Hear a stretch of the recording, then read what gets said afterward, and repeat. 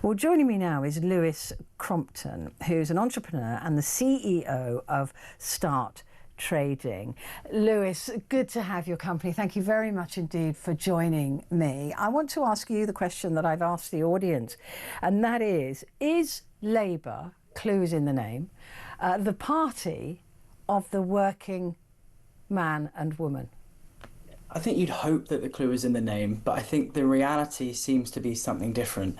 I think most people who are working people, and I loved your definition of what a working person is, feel like they're left with more stress, feel like they're left with financial worry, feel like they're left with financial instability and just general concern, and definitely feel like they're left with less money in their pocket versus more money in their pocket. And the question really has to be, what has this Labour government done to really look after people and allow them to have more money in their pocket and allow them to have that sense of financial peace and stability, rather than this ongoing concern about what will Labour do next and how will that impact me negatively. But I do think it's unfair to fully just attack Labour, who, as a business owner, I feel like they're raiding us for tax left, right and centre. They're not really moving with the times in understanding what inflation is doing to raise different people's forcing of them to pay tax on smaller sums of money really in real terms compared to what their money is actually worth. But to say, is Labour a party of the people, is kind of like saying, was the previous Conservative government a government for small businesses? Also no. So what is really going on in government? Who really is benefiting? It doesn't feel like it's the everyday person. No, I mean, this is the thing, isn't it? That there seems to be this deep dislike of business owners, management, that Labour seem to be always constantly going, well, they're not the workers. We don't count them as the workers. And those people I know have got small businesses or medium-sized businesses or even the larger businesses, they work, right? I mean, they do. They may not deserve their 3 million paycheck, but they work.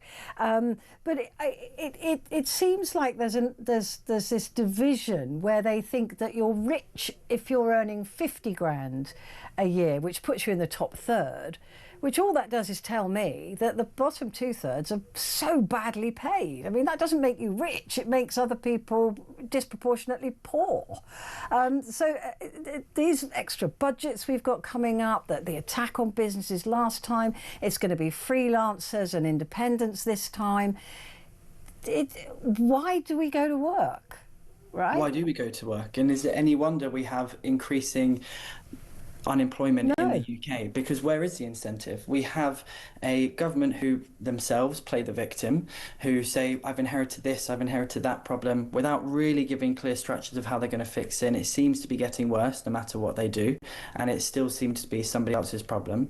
We have this increasing sense from Labour that they're continuing to move into this nanny state direction, which breeds reliance, not resilience. And one of the things I work really hard to do with people is build financial resilience and financial peace and stability for them. That's what my company does.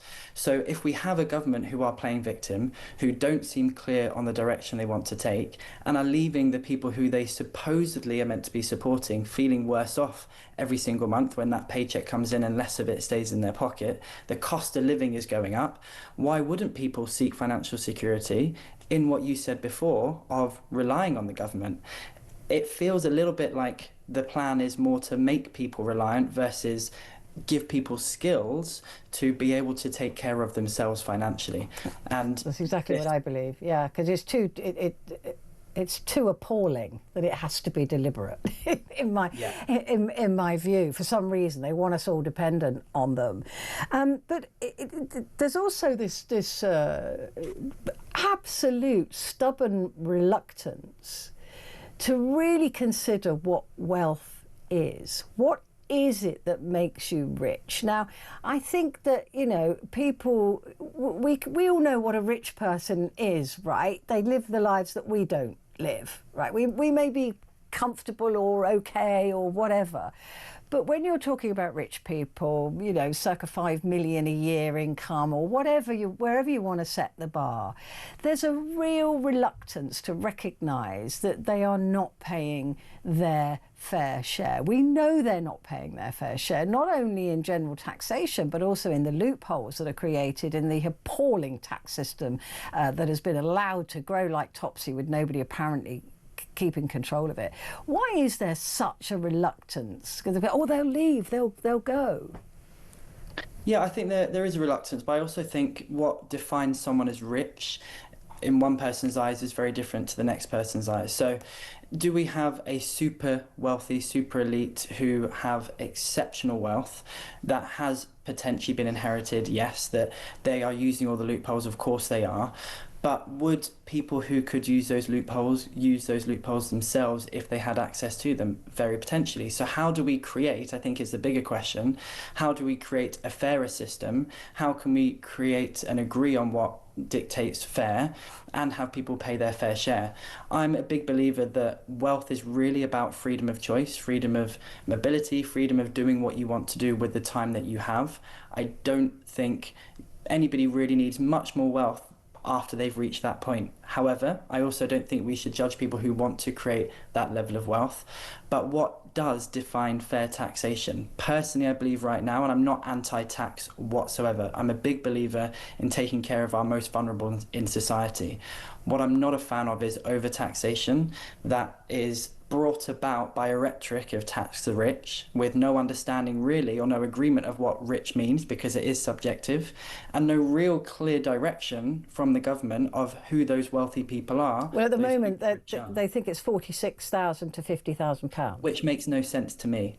I mean, that's what I'm saying, is that as a Labour government, a left-leaning government, that isn't the most wealthy. We all know that, right? That's not, that doesn't make you rich. You know, some people say, well, that's much more than I'm earning, but if you're living in London or in a big city, it certainly doesn't make you rich. Might make you comfortable, but not rich. So if we know that, why don't they know that? Why are they setting the bar so low? I'll give my honest opinion here because I can't help but do that.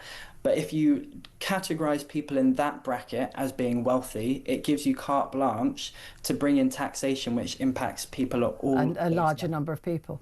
Yeah. So the government feels like they are doing a catch-all process to actually avoid taxing their rich friends, as previous governments have done before, giving backhanded favours and deals to people and allowing them to therefore tax the lower and middle classes, which, by the way, those figures have completely changed what defines someone as lower and middle class now, or upper class, in terms of the wealth brackets, because again, taxation has not kept in line with inflation. So our tax brackets have not increased to match inflation. So we are again taxing people, more people, on less money in real terms of what they can actually afford, giving the government more money, and yet the government say they're poorer than ever. That doesn't make sense to anybody who's checking the numbers and running the numbers. No, it absolutely doesn't. Even though I'm maths illiterate, it still doesn't make sense to me. It's been a real pleasure talking to you, Lewis. I hope we get to do it again. Lewis Crompton, entrepreneur and CEO of STARTrading. Right, quick break. Back in a sec.